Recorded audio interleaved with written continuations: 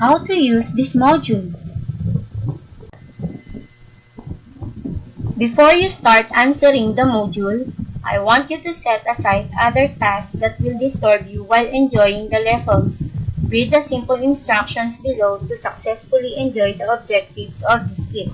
Have fun! 1. Follow carefully all the contents and instructions indicated in every page of this module. 2. Write on your notebook or any writing pad the concepts about the lessons. Writing enhances learning. That is important to develop and keep in mind. 3. Perform all the provided activities in the module.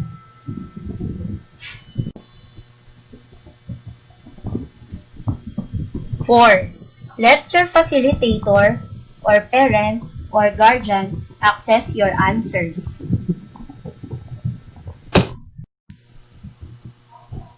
5. Analyze conceptually the post-test and apply what you have learned.